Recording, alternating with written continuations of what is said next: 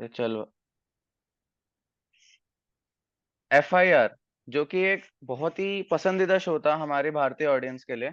और ऐसे ही काफी सारे सिटकॉम रहे हैं जो कि शायद हमें आज ना पता हो, और वो बहुत ही पॉपुलर रहे थे, और वो उनके बारे में जितनी बात करी जाए उतनी कम है।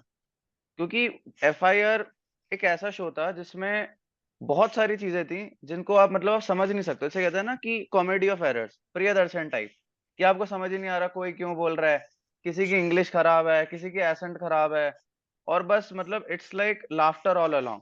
तो सिंस इतने सारे शोज रिवाइव हो रहे हैं, हमने सोचा क्यों ना एक ऐसे शो के बारे में बात करी जाए जो कि इंडियन सिटकॉम्स का एक बहुत ही इंपॉर्टेंट पार्ट रहा है, और वो है एफआईआर। तो मनीष, इस पे आप क्या कहना चाहेंगे?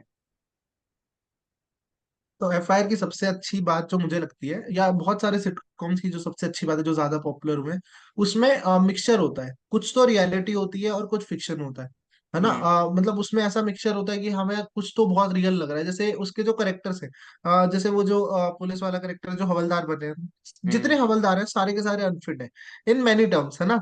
और जब आप पुलिस में जाते हो तो आपको फिटनेस दिखानी पड़ती है, लेकिन बहुत सारे लोग आफ्टर ज्वाइनिंग और जो भी चीजें होती ये कुछ हाँ, मतलब late stage of their careers, वो वहां पे जाके अनफिट हो जाते हैं।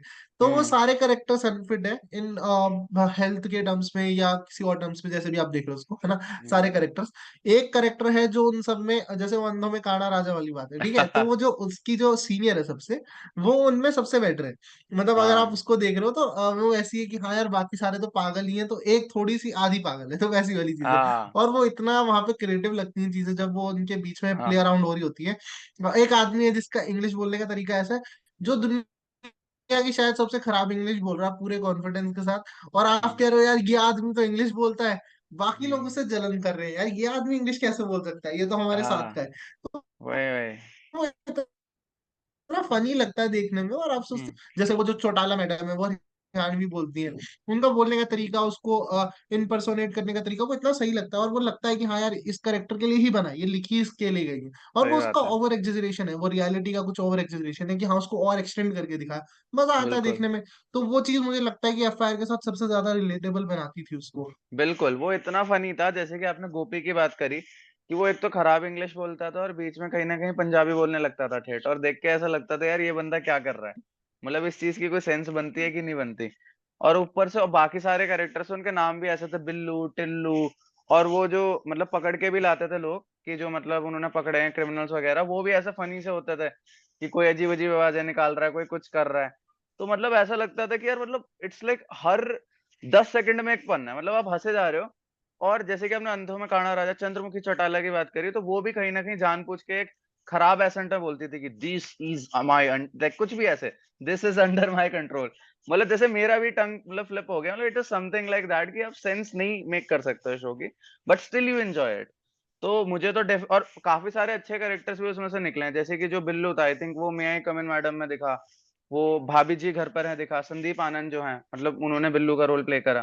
तो काफ़ी ही मतलब जैसे कहते हैं एक वाइब्रेंट शो था, और मुझे लगता है कि अगर सिंस इतने सारे शोज़ रिवाइव हो रहे हैं, मे आई कम इन मैडम हुआ है और सीआईडी हुआ है, सीआईडी ऑल्दो फनी नहीं है, तो मुझे लगता है कि वैसे ही एफआईआर भी रिवाइव होना चाहिए। मतलब कहीं न कहीं रेट्रो शोज़ की जो फ़ील थी ना, मतलब उस टाइम की कि लोग वेट कर रहे हैं, देख रहे हैं, फैमिली के साथ, कि सबका मज़ा सबके साथ आता है। तो अगर हम उसको एक बार दोबारा रिवाइव कर पाएँ, तो उससे ब्यूटीफुल तो कुछ हो नहीं सकता है।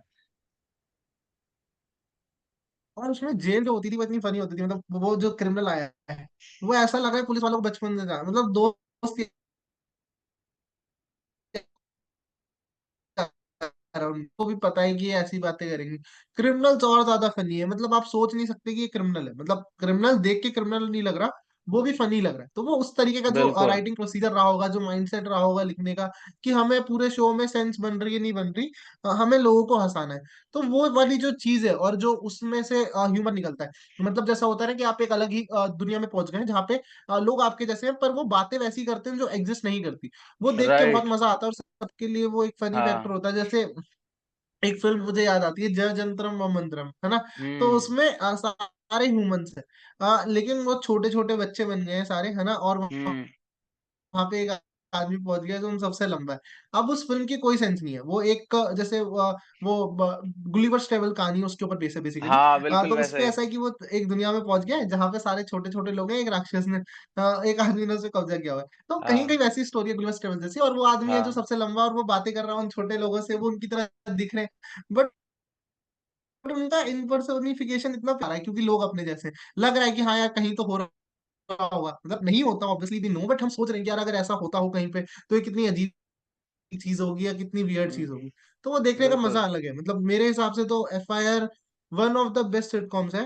कंपैरेटिवली बहुत सारे और भी सिटकॉम्स हैं जो उस टाइम पे ज्यादा पॉपुलर हुए, उसके पीछे और भी रीजंस होंगे, बट एफआईआर मुझे लगता है वन ऑफ द बेस्ट है, मतलब उसका तो रिवाइवल होना ही चाहिए किसी भी उस पे। बिल्कुल अनडाउटेडली बिकॉज ऐसे शोज जो होते हैं इनमें मतलब दे हैड अ सोल।